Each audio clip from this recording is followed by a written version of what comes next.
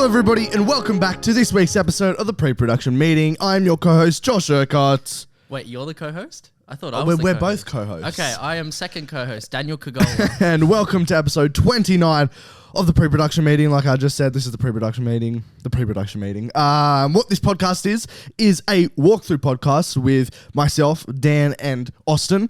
And we are walking through our process of creating our next 3 films, whilst also having a little chat about cinema.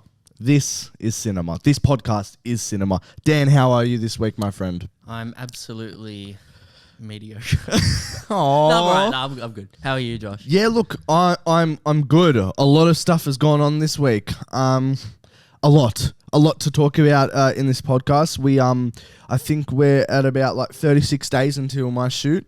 So as you can imagine, things are starting to ramp up, and things are happening. And I've kind of reached a point now where it's all about kind of like I've done what I need to do, and now it's up to the heads of department to kind of do what they need to do to get ready for shoot day. But there's a lot of decisions being made, a lot of problems that have come up, and a lot of solutions that have been found. But still, there's a lot to do in the 30 or so days before shoot. So it's a bit stressful, but I think the last couple podcasts I've been a bit stressed because I haven't really known, what we're going to do, what's been going on and stuff like that. But I've had a couple meetings this week to kind of, dissipate that stress. So I now know how certain things are going to go on the shooting day, and I know, how many extras I definitely need and what I got to do before shooting to make sure my stress levels are at an all-time low. But other than that, what have you been up to, my friend, this week? Progress on the script has... Oh. Well, it's jumped forward, but it's also slowed down at the same time. Sure. I can proudly say that I have actually started writing the script. No way! Yep, so I'm about 6 pages in. Basically what happened is I'm still in that development stage. Sure. But I just had this one scene that I was just bursting to write. Don't give it all away. Say some for the progress, but sure. Yeah. And it's also the script that will likely be the proof of concept. Like it's just a particular scene that sort of encapsulates the film and the essence of the film and everything. A lot of the boys have been doing a bit of writing this week, huh? Yeah. So I wrote that one 6-page scene.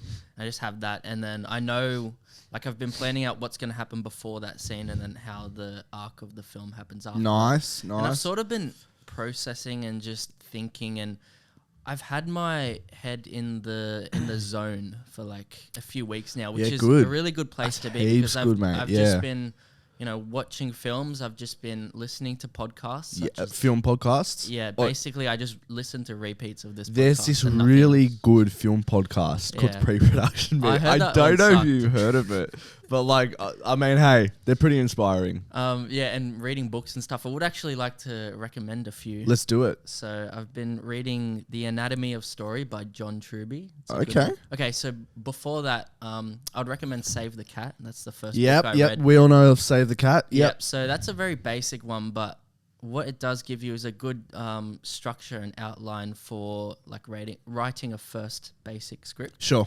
Which is always good to, like, a lot of people have the argument, you can, you don't have to comply to those rules. You can break the rules. I have something to say. Yeah. Sorry. However, I think you need to know the rules in order to break them. So it's a really good starting point. Okay, so Dan. I think nice. That's a good book to read first up. And then Anatomy of Story is a little bit more complex, but it's really good because it goes into the philosophy of storytelling a little bit more. Cool. Yeah. But again, I've noticed with that book that there are things that, things that you can take and then things that you can leave as Correct. Well. You're using these as mere guides to create your own like structure and style. Yeah. Wasn't there another book that Austin had? Yeah, I haven't read that one though. Okay, I don't know what it's called, The Basics of Screenwriting. Yeah, we'll have to ask him next time he's on. And then podcasts, I've been listening to Script Notes with John August and Craig Mazin. Okay. Craig Mazin did, what's it called? Last of Us? Right. Yeah. And sure. He did Chernobyl as well. He wrote that yes. as well. Yep. So they're very good writers, and they just talk about their process and like answer fans' questions and things like that. So that's informative.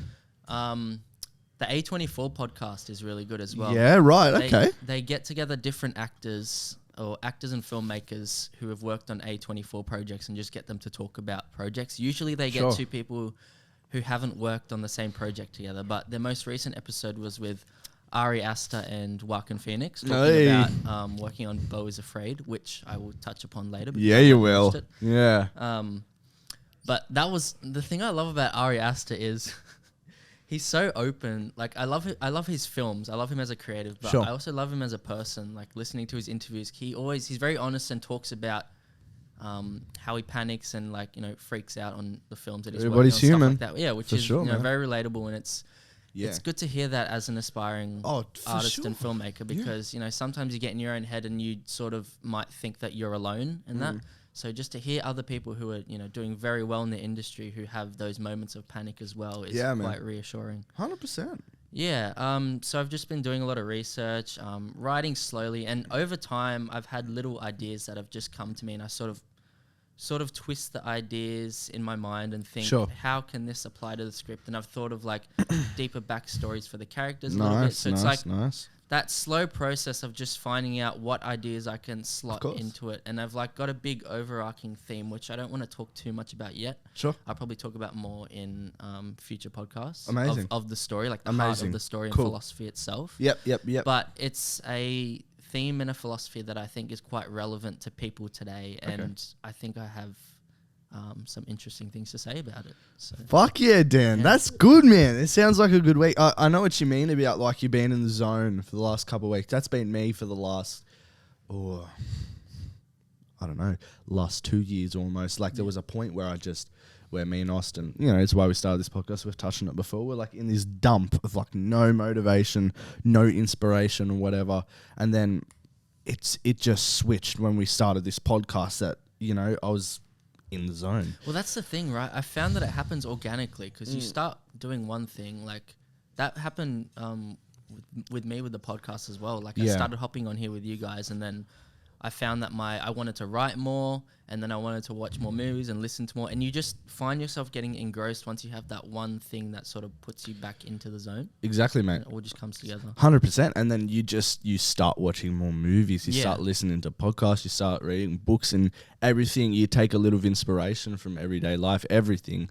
And I just want to touch on the books in which you were talking about, and I don't know if you guys, guys definitely don't know, but Austin came to us this week with the possible new project that I don't want to touch on because that's kind of his thing to tell, for next week. And like we all gave him advice and stuff like that.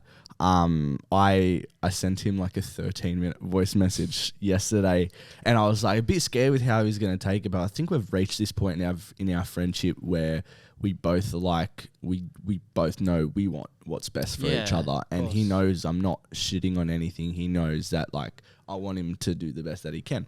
And I won't go into exactly what I told him because that's like private, but like a big thing when it comes to story, and I'll touch on this is, and it would touch on the books as well. There's only so much you can take from these books. In my head, how I see it is, yes, you're right. You learn the structure, you learn the basics, the fundamentals of screenwriting. But I truly believe if you know the fuck out of your characters, if you know the fuck out of your themes, your story, you do all the research, which I've told you, I pride myself in, is doing so much preparation work beforehand and get to know your story. Everything will come naturally on the page, right? But it's still helpful to know those fundamentals, which I have taken from, you know, screenwriting class in uni and stuff. And I think a big thing. But you also still believe in structure and outlines and stuff. Yeah, 100%, right? And you get those from those books and stuff like that. But in terms of like, because his big thing was on dialogue, and you can't really teach dialogue as much as you think you can.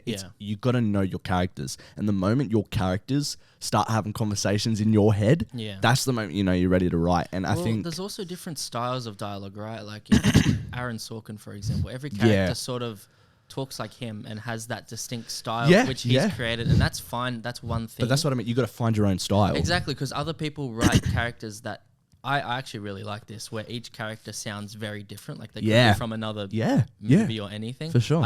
I really like that. It feels the most human to me, because in real life, 100%. everyone speaks differently. Everybody speaks differently. There is one more thing. It even comes down to things like genre. Yeah. Because your genre is going to determine how your characters speak. Everything 100%. has to connect back to the overall story and theme. But even more than before, I've like noticed this week how important, and just seeing Austin's script is like how important it is to do preparation before you start writing. Otherwise, some people actually they love it when they just write and the story comes to them, and that's cool if that works for you. I can't do that. I have to prepare the fuck out of it before I even start writing. I think an issue that we're facing is that a lot of people think that that's default now, because people like Tarantino say, oh, I just start writing and I figure it out as I go. But that's the exception. That's why Tarantino's shit. Yeah. 99, he's a crazy genius. 99% of writers don't do that. They have a lot of prep before they go into it, and you can't just base your strategy of one person, because everyone has their own process. And it was really interesting because you were talking about podcasts, and I was listening, and I think I put in the chat yesterday, the Russos have their own, it's called Pizza Film School, where they get a filmmaker, they eat pizza, and they talk about their process in relation to, if not everybody has the access to film school, the funds to go to film school, so they're going to get as many directors in to talk about their process on how they do filmmaking from start to finish. And they had Zack Snyder on this week, who I love and respect. Zack Snyder. You know who else loves Zack Snyder? Manny. I can't tell if he's being serious or not, brother. Because I genuinely love Zack Snyder. I'm not a Snyder cultist like that. Just like you know who they are. He's not my favorite, but I even have to agree that he's quite talented. He is, and he has his own distinct voice. It's not for everybody. You know, he has his own style. But it was really interesting. And I've heard this with Ryan Johnson as well, just seeing how much they prepare, and you start to go, connect it to your ways of filmmaking, and it's like, wow, there is a lot of crossover even with these big directors, and you're like, okay, I think I'm on the right kind of track. You're talking about podcasts that you listen to, film podcasts. Yes. I'll drop some recommendations as well. So I listen to The Weekly Planet. They're just like a little film comedy podcast where they talk about films and trailers and all that shit and comic books and stuff. Listen to Happy Sad Confused. Yeah, I started listening to it with Josh Horowitz. It's good, but there's so many ads. Yeah, I know. And but he has really good guests. He has everyone. Does. He has everybody. So I really like him. And then I listen to IndieWire's Filmmaker Toolkit, which is more like director based. Yeah. Their latest one. Oh no, they have heaps of people, but they had Michael B. Jordan on to talk about Creed and stuff like that. But yeah, I think it's really good that you're being inspired and stuff like that, because I'm lucky and I'm privileged that I have felt like that for more than a year now, and the motivation and inspiration is definitely there, and it's something that needs to be there if you want to create a film, because it's a long process, and I think it's really important to have that, and to have those outlets and know those outlets which can inspire you like that is always important. And hopefully you guys at home can hear our recommendations and how we stay on top of our motivation and stuff, and hopefully you can get inspired too. But yeah, anyways, should we move on to the wrap up of the week? Let's do it. Dan, what have you been watching this week, my friend? I haven't watched too much. Haven't watched too much. Well, the other night, on Saturday night, I was bit bored. I was working that day, and then I came home, and I was supposed to be filming that night as well, but that got cancelled. So I was just at home, and I was like, I'm going to flick on a movie. Sure. I asked the boys for recommendations. They gave me a few. And I tried to watch 3 different movies. And I got like 20 minutes through each of them. And I was just like, nah. It was just one of those nights where like my attention span was not there. A lot of the times now when I try to do something, I actually start thinking about my own films. Yeah, that happened to me this week. I'll get onto that. Because you're just so in that zone all the time. As soon as you get a moment to like relax your mind, it starts wandering again. Oh, yeah. Yeah. And then I tried to play Call of Duty Modern Warfare 2 remastered. Yeah, and the download file. Yeah, the download file was like 24 gigabytes, so it took an hour to download. And then when it was finally done, I was just looking for Team Deathmatch. I just want the basic, the original flavor. I don't want any of those weird flavors. Just Team Deathmatch. Sure. I couldn't find it. Apparently it's there. My brother told me it's there, but I couldn't find it. I had the same problem when I played COD the other week as well. I couldn't find Team Deathmatch. Yeah, all I could find was Battle Royale. I played one match of that, and it's just Fortnite basically. Yeah. And you die, and then you have to wait like 10 minutes for the next round. I'm like, no, this sucks. So I turned it off. But anyway, back to what I actually did watch is I went to the cinema and saw Beau is Afraid last week. And that was, I really liked it. I am a huge fan of Ari Aster. I know you are, yeah. Yeah. He's one of your favorite directors, would you say? Definitely. He's definitely like top 3 at the moment. Cool. Yeah. Yep. And this was definitely his weirdest film yet. Nice. It's more surreal than the other films. More than Midsommar. Yeah, because Midsommar's like disturbing and weird and stuff, but this is more surreal in the sense of like what the heck is happening kind of thing. You know what everything everywhere all at once kind of. No, like have you watched like David Lynch films? Have you seen like did he do 7? Is it Sunset Boulevard? No, the film, those films that are really like they don't follow a normal sense of logic like other films. I'm gonna be crucified for this. He didn't do 7. Hey, no, that's Fincher. It's similar names. David Lynch, Fincher. Surreal films are just they're more abstract. Like I guess Eternal Sunshine. What is it? Oh, Eternal Sunshine of the Spotless Mind. Yeah. Like that's more. Have you seen that? I do. I love that film. Yeah, you know how that's more. It starts getting really abstract and stuff. Yeah. So that's surrealist. It's just things that are more abstract that don't really fall into the realm of reality as we know it as much. So that this film, Beau is Afraid, is very much like that. Cool. Which you sort of have to go in with an open mind. You know, not everyone's gonna love it. It's got like mixed reviews, but I loved it. And the thing is, I loved the first act the most because it really encapsulates the premise of the film. Is it's about this man played by Joaquin Phoenix, who's amazing in it. Mm-hmm.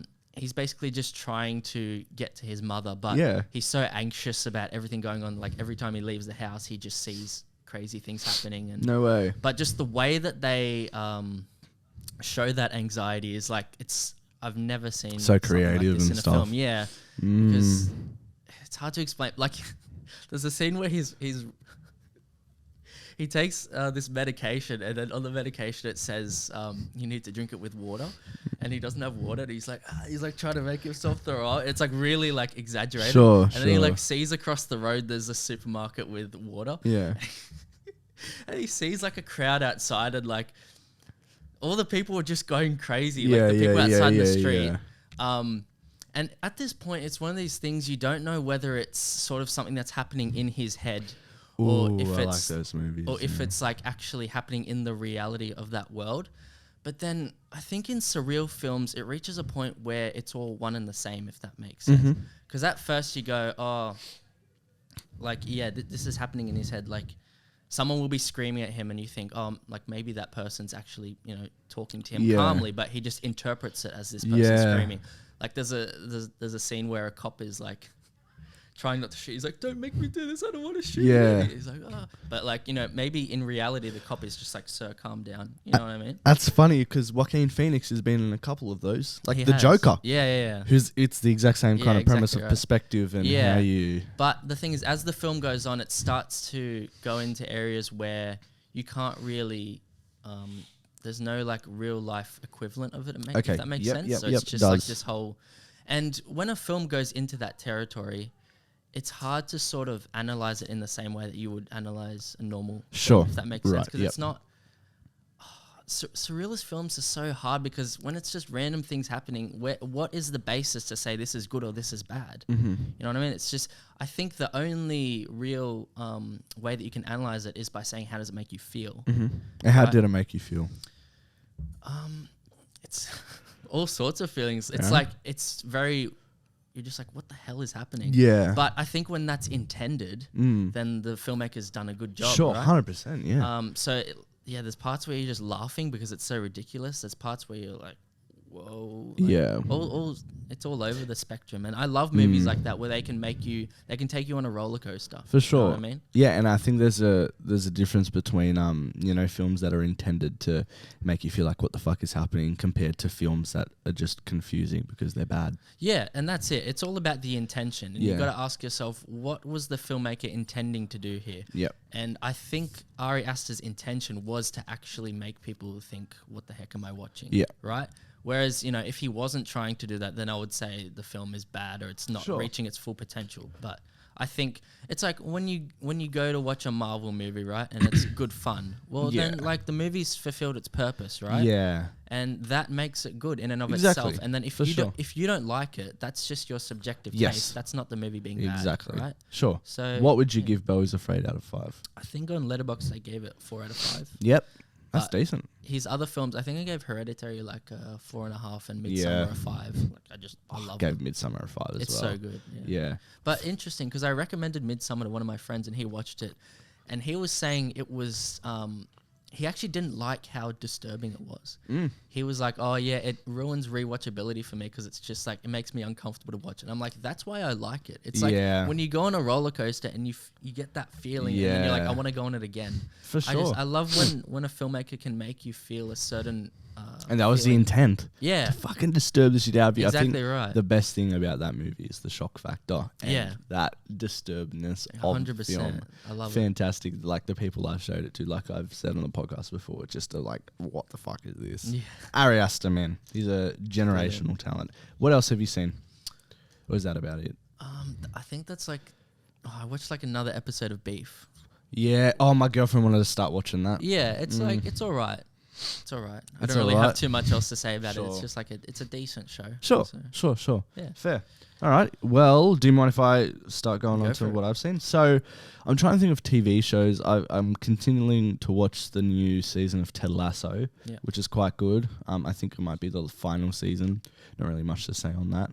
I'm trying to think if there's any other TV shows that I started. I started rewatching, not rewatching properly, but like I was with my girlfriend's family the other night, and we were looking for something to watch, and we started watching Peacemaker. Oh yeah. And oh man, that show is just fucking fantastic. Have you watched it multiple times? Or? No, this is my first rewatch of it, like with the family and whatnot. I still haven't seen it. I need to watch it. The intro is the best intro I have ever seen in any TV show, any movie, and it's the one intro that I do not press skip intro. Yeah.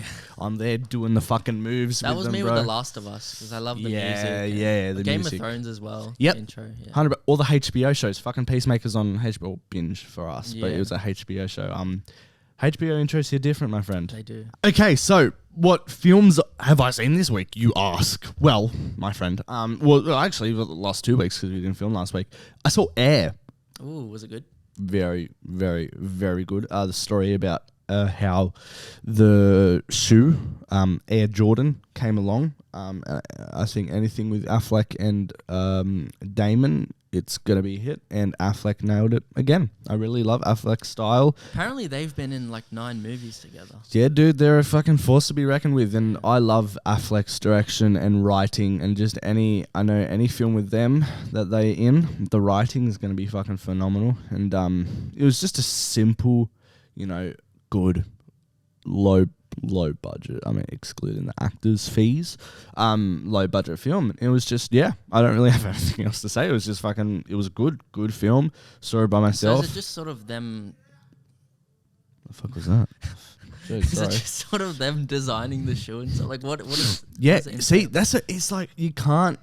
I didn't really know what to expect going into it. I'm like, okay, what's the film going to be about? What, them creating the fucking shoe? It's basically about them, like convincing Michael Jordan to come into Nike, because back in that day, like Nike was like bottom of the food chain when it came to like basketball shoes. Like you had Converse, you had Adidas, what they fucking say, Adidas, which was the leading things, and there was like the story was like Michael Jordan loved Adidas, fucking Adidas from such a young age. And he was like growing up, like, I'm going to sign with Adidas, I'm going to sign with Adidas, I'm going to sign with Adidas. And Nike had no basketball shoes back then. They just had runners and joggers, so they weren't known for anything like that. And it was just like all the odds were stacked against Nike to even get a fucking meeting. And Michael Jordan always said growing up he would never even take a meeting with Nike. Like, he would take a meeting with Converse, but Nike, nah, off the table. Wow. So it was about the process of like Nike coming into their own and kind of convincing Jordan and his family, mostly his mum, who's played by Viola Davis, to come on board and get a meeting, and then, basically convincing them to jump on board Nike in the trials and tribulations that they go to do so. Isn't it crazy to think that there was a time when Nike wasn't what it is now? Exactly, man. Like, That's what I was thinking. Well, back then, they were nothing. Yeah. Nothing, mate. Converse above them. Converse. Really? Converse, wow. bro. I wouldn't have thought that. Yeah, I think it was Converse. I was going to say, has Converse been around as long as... No, I think it was Converse. Yeah, okay. Yeah. I didn't even know that. Anyways, beside the point. But, and I want to touch on this because you touched on this earlier as well. When I went to see that movie, school holidays were still on. And this is going to be a clip because this fucking grinds my gears, Daniel. Kids in a movie theater, right? They go in there for fuck knows what reason.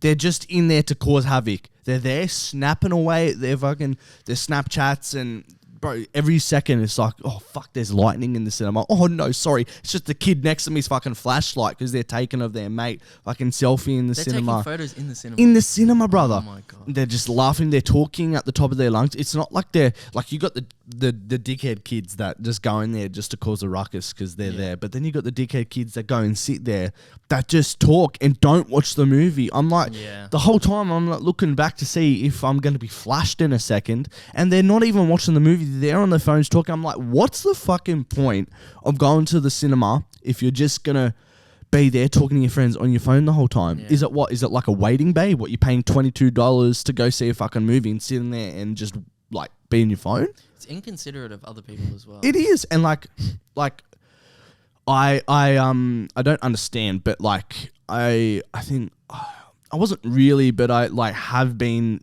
that kid back in the day where they just go in and like shout, penis, like, you know, in the cinema and shit like that. Yeah. And like back in the day, so like, sure, I get that. But like the ones that piss me off the most, like, fine, yeah, you're a dickhead, get out of the cinema. But the ones that piss me off the most is the people that come in there and they're taking photos and like Snapchats of each other. Oh my God, at the cinema or whatever. It's like, why are you here? Yeah. You could be doing that outside, but you come into a cinema where the whole thing is to watch the fucking movie and you're there on Snapchat the whole time talking, and it takes me out of the movie. Yeah. I get taken out of the movie so easy by things, whether that's shit dialogue or whatever. I don't need fucking kids in the back fucking screaming and... Oh, it's just, it's one of my pet peeves. The thing is, you start getting angry and then that's all you can focus on. Yes. Yeah. Exactly. And that's exactly what happened to me. And I cannot stand it. It is one of my biggest icks of life. Yeah, me too. Yeah, it's fucking stupid. Anyways, beside the point. I went and then saw Pope's Exorcist the other night, and it was funny because talking about getting taken out of the film, I got taken out of the film because I had an idea about my film. Like, Pope's Exorcist got nothing to do with my fucking film, but in the middle of it, because it just my film's been on my mind like 24/7 lately. Yeah. And I think that morning we were talking about like scheduling and shit like that, and I had an idea to do with scheduling in the middle of the movie, and I'm like, oh shit. And I start thinking over and over. I'm like, okay, this could work. All right. And then I start checking my phone. When's this movie got to finish? I got to text Lexi. I got to text, Lucas or whatever. I got to like let them know about this idea. This might work, whatever. And fucking took me out of the movie for like a little bit, but then I kind of like, got back in it. But I was just like super excited to kind of like, I had an idea. I need to fucking tell them to see if it would work. Do you zone out in movies a lot? Yeah. Yeah, me too. Yeah. And which sort of upsets me a little bit because I'm like, I love movies so much. I feel like I'm disrespecting them, but like I have different versions of zoning out. I sometimes zone out when it's just a long fucking boring ass movie and doesn't seem to go anywhere. Yeah. But then I zone out because I'm distracted by kids at the back of the cinema, or I would zone out because I have an idea for my film. Those are the three really only types of ways that I zone out. But the movie itself was pretty good. I think they were trying to create some kind of universe from this. Like they kind of like vaguely set up for future movies if it was to get like really successful, which I don't think it has, but it's still pretty good because I listened to a podcast where they had, I think it was Happy Sad Confused, and they had Russell Crowe in it and just talking about like how this got made, and like it was like a younger director and Russell Crowe's coming on, and just kind of all these demands that Russell Crowe can do now that he's reached like the level that he is, and he's there only for 12 hours or 10 hours on set, and then he goes straight away. They can't contact him outside of it. Well, yeah. It's just really, really interesting, and I respect it. I think he out of everybody deserves to, the stature that he is and stuff like that. Yeah, when you're at that level, you can sort of make those demands. And be like, look, if you want me at my best, this is what it's going to take. Exactly. And really respect it. It's a good film. It's about the chief exorcist of the Vatican back in, I think it's like 1987 or whatever, and he basically goes around and does exorcisms, and he then eventually comes to this case that he has to go and do, and he realizes the demon is a bit stronger than all the other ones, and not only does he have to fight that demon, but he has to fight his own inner demons as well. Anyways, I'll leave you with that. Is it CGI heavy or not? No, not at all. Oh, cool. Not at all. I don't even think there's any CGI in the film. Oh, okay. Cool. Yeah, it's all like, there's like, I won't spoil, but there's no CGI whatsoever. Yeah, cool. Air, I gave 4.5, I think. It was just a really good movie, and I respect the fuck out of it. Yeah, Air, I gave 4.5, and Pope's Exorcist, I gave 3.5. Nice. But yeah, so it was a pretty good week because I haven't had that much time to watch stuff lately. So it was a good week of watching stuff. Anyways, let's get on to the progress of the week. Dan, you go first because I have quite a bit to talk about, my friend. Didn't we already touch on this before a little bit? A little bit, but is there anything you can build on? I'm trying to think of what else I can add to it, because mainly it's just been me, staying in that zone. I've been doing other work outside of my own, like working on other people's short films. How's that been going? Good. Like, I'm assistant directing on a film that's coming up in a few weeks, and helping with a few extra things, like just bring a few crew members on board and stuff like that, and just organizing little things.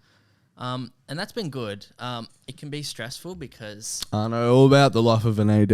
Yeah, it's they're trying to do a lot in a short amount of time, which is most films. But you sort of just have to. The producer, my good friend Ed Watson. Hello, Ed. I know you're probably listening to Shout this. out Ed Watson. Yeah, he's an absolute legend, absolute cracker producer. Yeah, cool. So having him is really good because he's great with communication. He'll give me a ring every couple days or so, and then we'll just like talk over things, and just having that communication with your crew just makes it so much easier to keep things organized. For sure. To check in, see where everyone's at. If anyone's stressed, you can sort of figure things out together. It's just it's a good place to be. Yeah, cool. So, and I think you need that on a film where it's quite ambitious. If no one's talking to each other and there's a lot happening, then it starts to feel like the walls are closing in a little bit.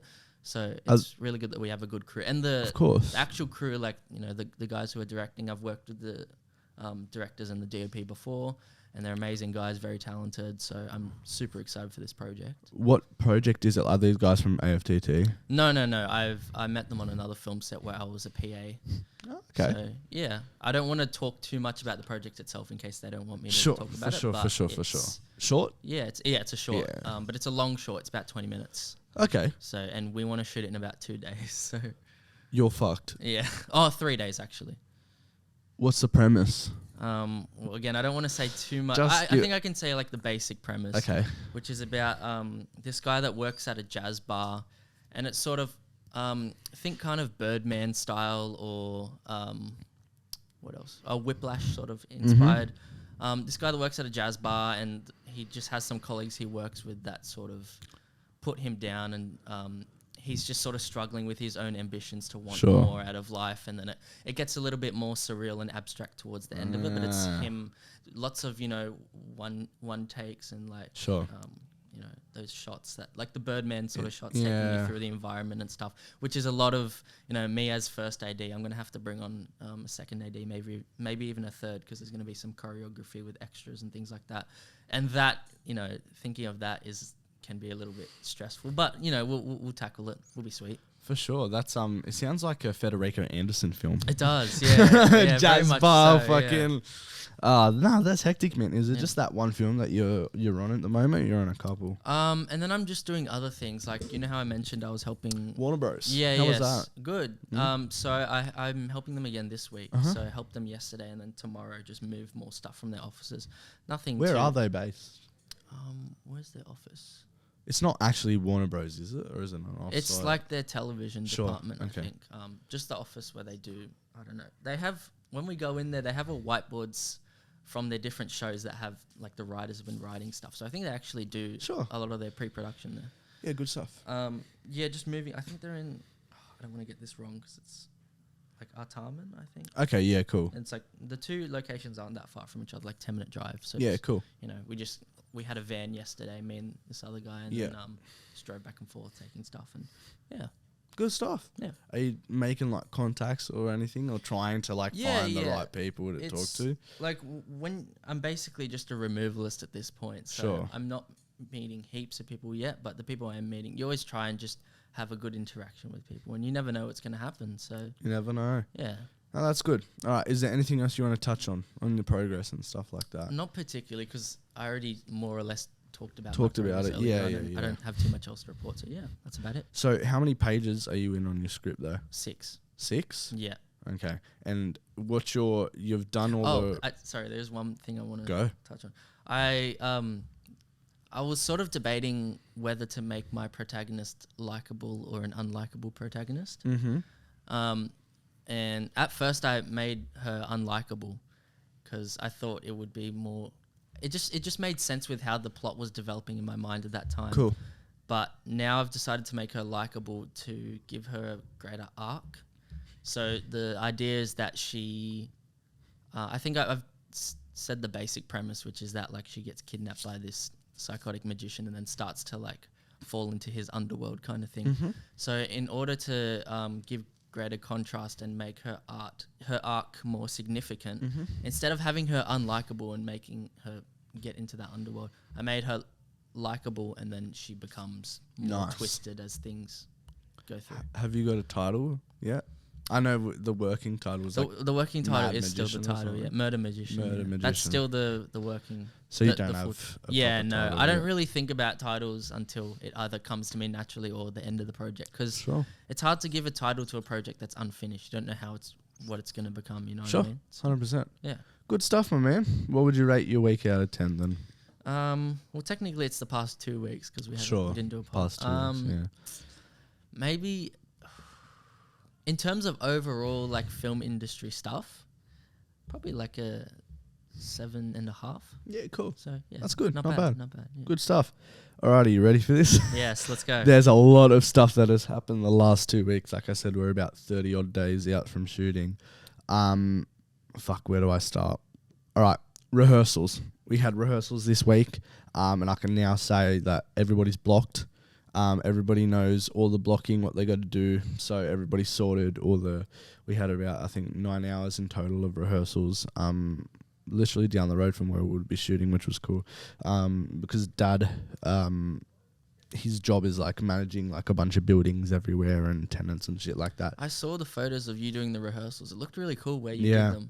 Right. It was like this ballet studio that was in one of the buildings that he had. Right. So you could film there. Nah, because there was mirrors everywhere. Okay. Mirrors everywhere, and plus they're knocking it down like this week. So we got in there just in time. But yeah, it was a really, really, really good 2 days of rehearsals, and I couldn't have asked for, anything to go better than it did. So could you tell us a little bit about what entailed in these? Yeah, rehearsals? for sure, man. I didn't really know like going into what exactly we're gonna do, but it turned into almost like this workshop, and it was just fan-fucking-tastic, and it's just like, it adds to the way that I like to direct and, and stuff like that. I really, truly treat this as a big collaborative process, and so what I did is, so in pre-production, I do this thing called the Judith Weston breakdown, where I break down the scene and analyze it and talk about the scene's intentions, the character's intentions, the emotions and stuff that goes into it. So this is how I structured my sessions, right? So I did half the scenes on one day, then the other half on the other day. And what I did is they came in and whatnot, like I had like food and shit like there for them. That's beside the point. But they come in, and what we start with is I talk them through the scene's intentions, what's actually happening in the scene.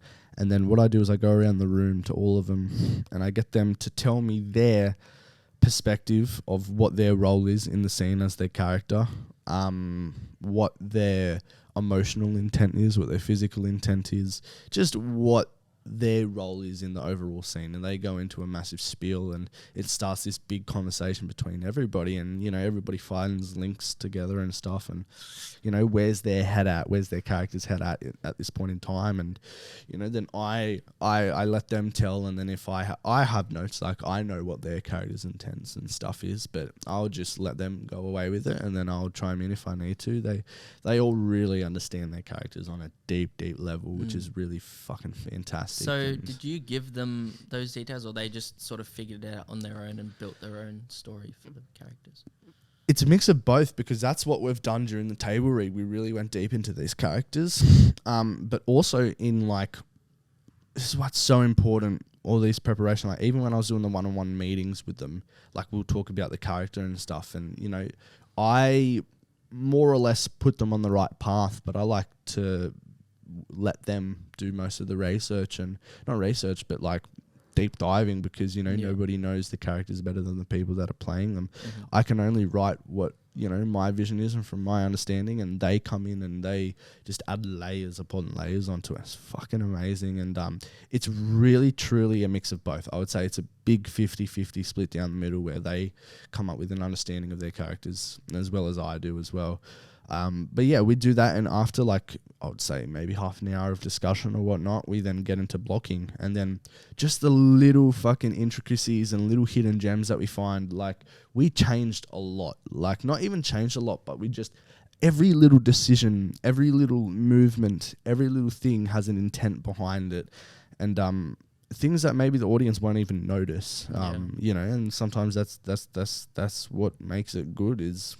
So much of good filmmaking is invisible to the audience. Yeah, dude. And I get chills thinking about just some of the shit that we come up with, about it. For example, the scene that opens the film over black, we did so much talking in depth about that. I had it written, that has changed so many times, and we've finally reached a point now where we're happy with it.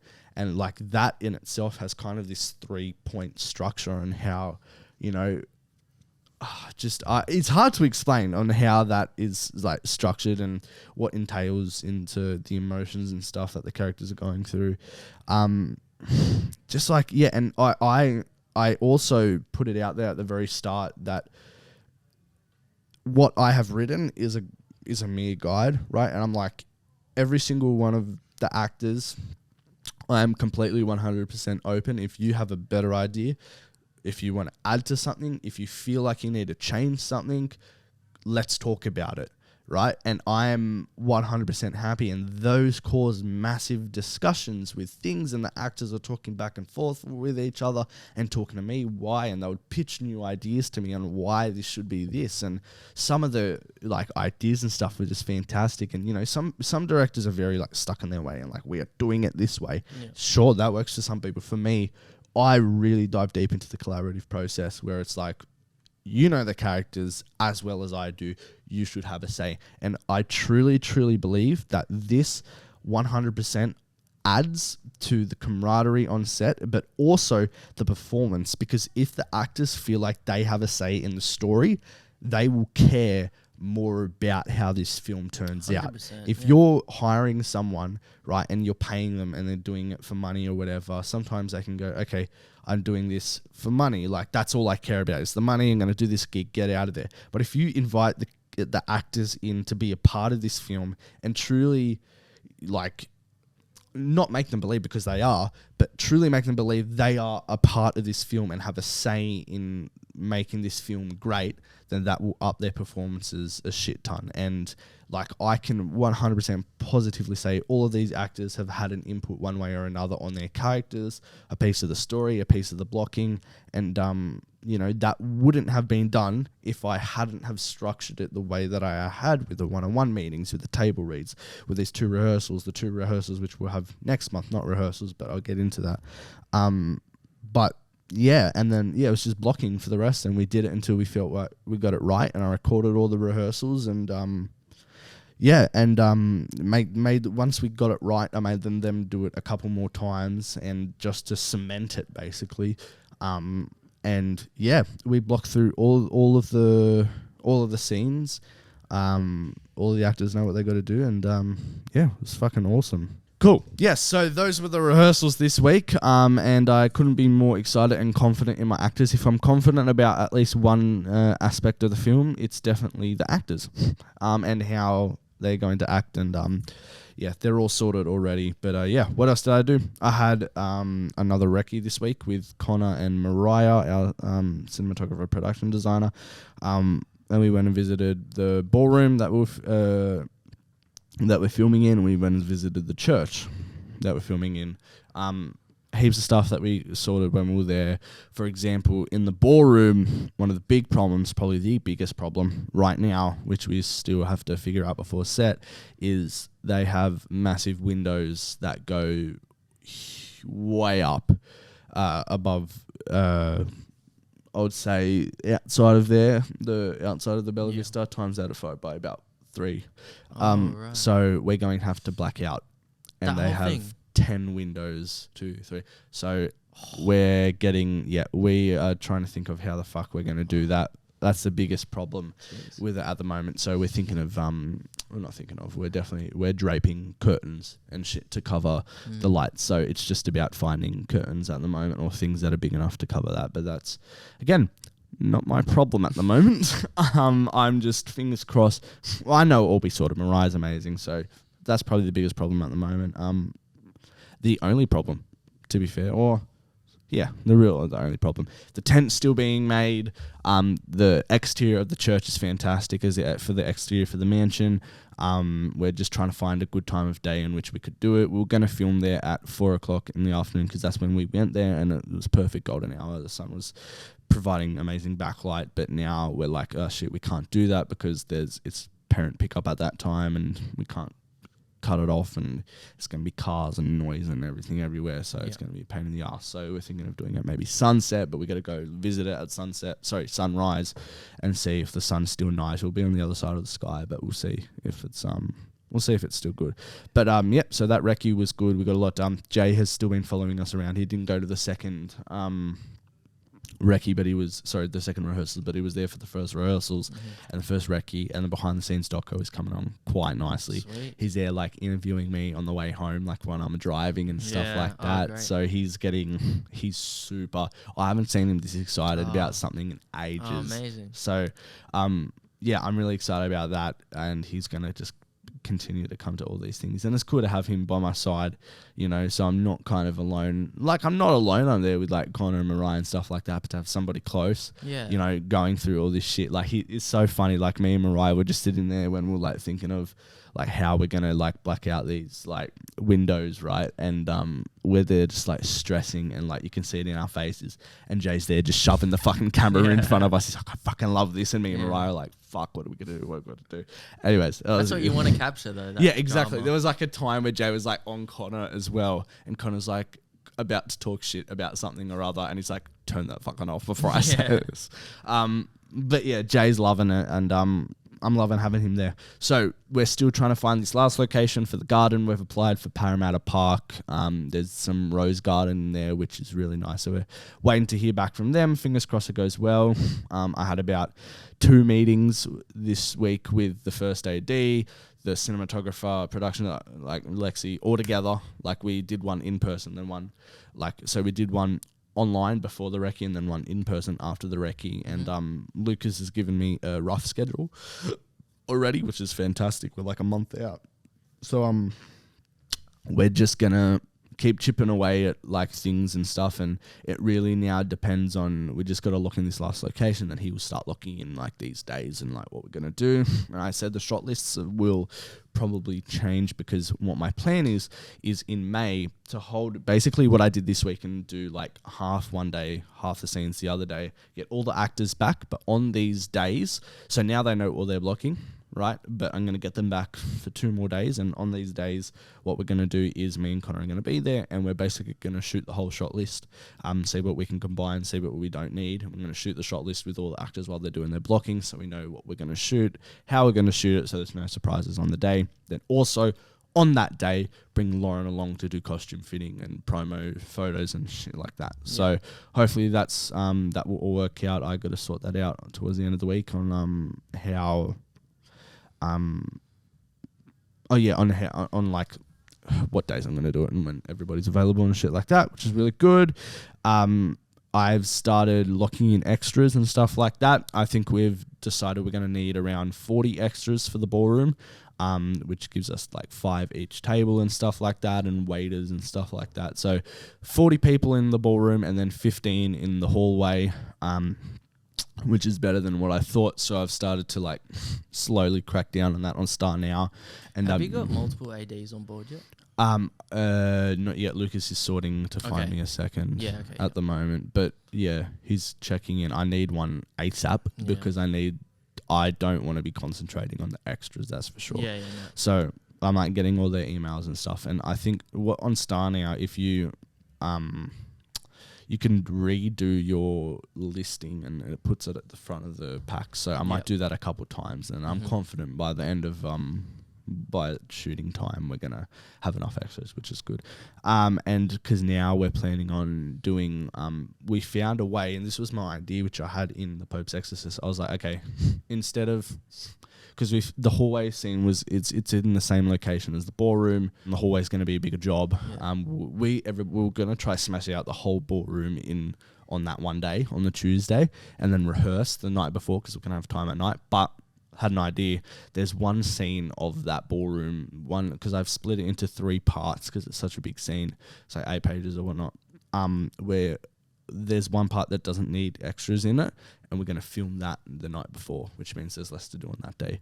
So that was my idea with that, and it's really good. Yeah, like I said, we're doing 2 things this month, leading up to the fact that 2 shot list sessions.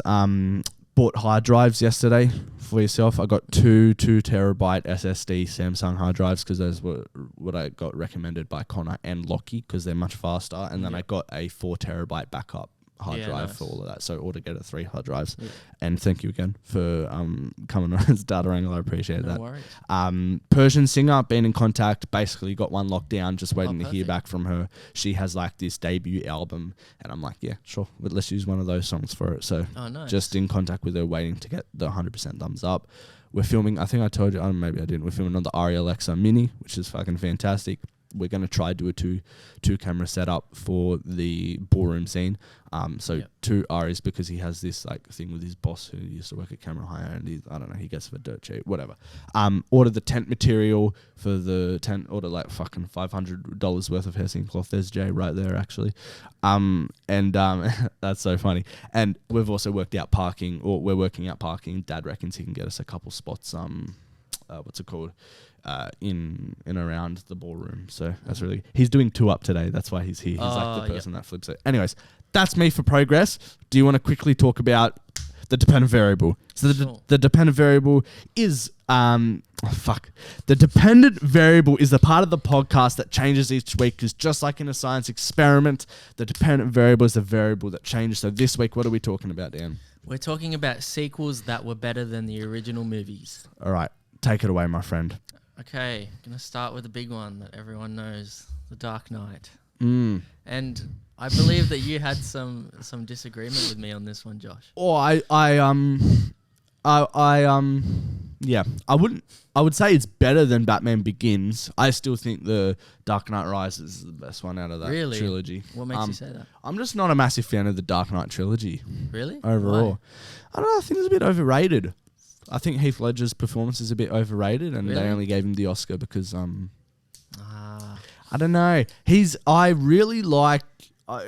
It's a good performance, but it's just like I prefer Joaquin Phoenix by far, and I also prefer Barry Keoghan's performance, even though we've only seen a little bit of it.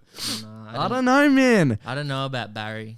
I just think it's really overhyped and overrated. I'm gonna get fucking crucified. It does have a lot of praise. It's just like all the time. Like, it's good. Don't get me wrong, it's good. Heath Ledger's amazing, but like, it's very overhyped. I'm sorry. That's just what I think about it. That's fair enough. Yeah. I think it's definitely the best of the trilogy, though. And a lot of people put forward the argument. They're like, oh, well, without the Joker, it would be a mediocre movie. And it's like, yes, but he's literally the second most important character in that movie. He's a huge element of it. Yeah, so you can't just say that without that, the movie wouldn't be as good, right? It's like saying, for example, oh, John Wick wouldn't be good if there weren't any action scenes in it. It's like yeah, saying, you're right, yeah. but it does have the action scenes, and that's why we love it. Like any movie that has a critical element that's really good and makes it good is the reason you go and watch it. So you can't. It's like also saying Spider-Man No Way Home would be good with it. Wouldn't be a good movie without Andrew Garfield and Tobey Maguire. And I actually 100% agree with that statement, though. I do too, but it's like that is. But they're in there. That's in it. Yeah, exactly. So you can't change it. It's kind of invalid or redundant. Yeah, fair enough. What else other than The Dark Knight? What else did I have? Oh, you'll like this one. Captain America: The Winter Soldier. I had that on mine as well. Number 2, fan-fucking-tastic. I was not a big fan of the first one. The Winter Soldier was just an all-time. The first one starts off really good, and then I don't like the second half. It just gets very montagey, and then it just sort of ends. Yeah, it's like, oh, okay. Once you start like getting into it, it just ends. Like Red Skull wasn't a very good villain. He was in it for 10 minutes or something. Yep. Winter Soldier is peak Marvel. Oh yeah, I think it's my favorite MCU movie. Yeah, it's got the best tone, the best story in terms of like the whole espionage Russo story. brothers, You don't know like who to trust, kind of thing. The best action choreography. Yes, 100%. Yeah, pretty much. I think all the best Marvel movies are directed by the Russo brothers. They 100% agree. They know how to use their characters, how to utilize them in the story, 100%, and how to showcase their ability is the best. Like, but Russo brothers outside of Marvel. Yeah, I do actually have to agree. Yeah, sorry, Austin, you can't defend yourself right now. But I always think of that fight on Titan in Infinity War. Yeah. Like, just if you really break that down and look at how each hero uses their abilities and how it comes together in one cohesive action sequence, phenomenal filmmaking. I agree, 100%. Anything else? Good. So third is Dawn of the Planet of the Apes. Okay. Have you seen it? Yep. I've seen all I love the Planet of the Apes movies. Yeah. So I feel like it just built on what Rise started and just, I don't know. I love the last one. Yeah, that's good too, but... What is that called? You got Rise, Dawn, War of the Planet of the Apes. Yeah. And there's actually a new one coming out soon, but I think that there is. Caesar's not going to be in it. Yeah.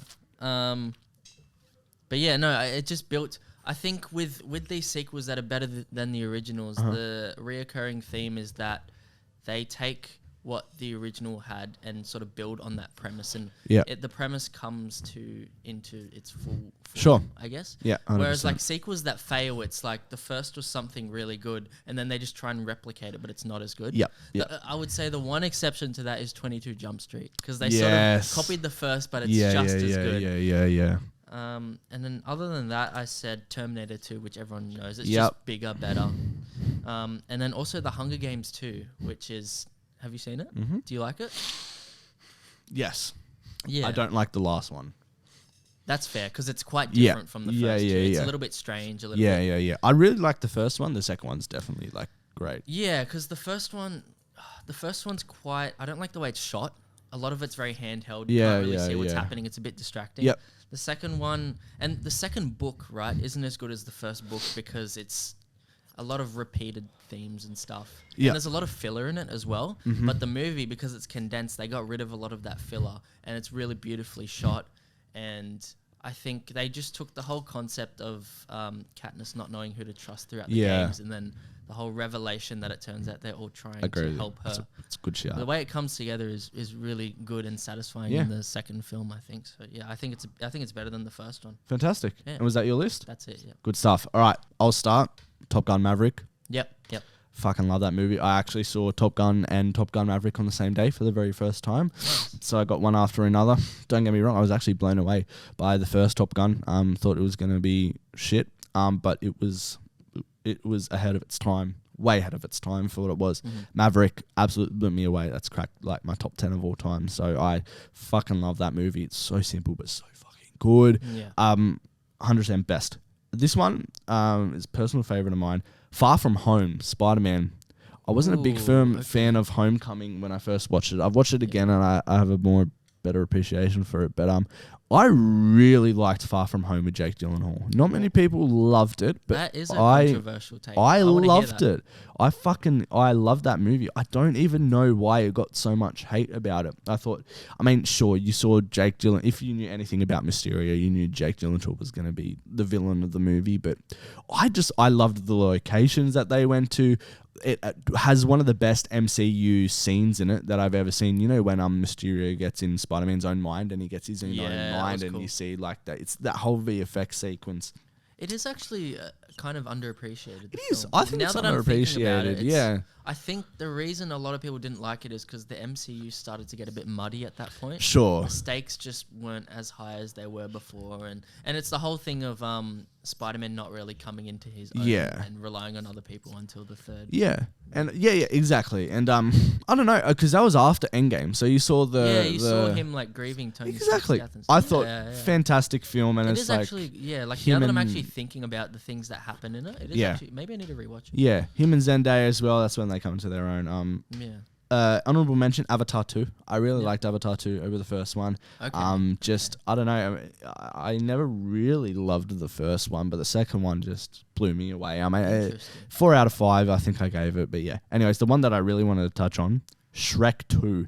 Yeah, I actually agree with that. Dude, there is no better example than Shrek 2 that sets itself apart from its original. That blows it fucking away. And it's kind of what I was saying before. It takes that original premise and builds on it, right? Like you get more of those fantasy characters. Yeah, you get more of the goofiness and the fun that the first 100%, mate. And it's just like that end sequence. Yeah, bro. I need a hero. It's just. Yeah, and the gingerbread man and everything like that. Oh, it's just fucking fantastic. The fairy godmother, one of my favorite parts in that movie, which I'll always remember to this day, is when they go through that flying takeaway and they get that sandwich. And bro, I wanted to try that fucking sandwich so much growing up. I'm like, fuck, that looks so good. Isn't it weird how you get really attached to things as a kid? Like, it's so little, but it's like something that I remember. It's like, fuck, man, that sandwich looked so good.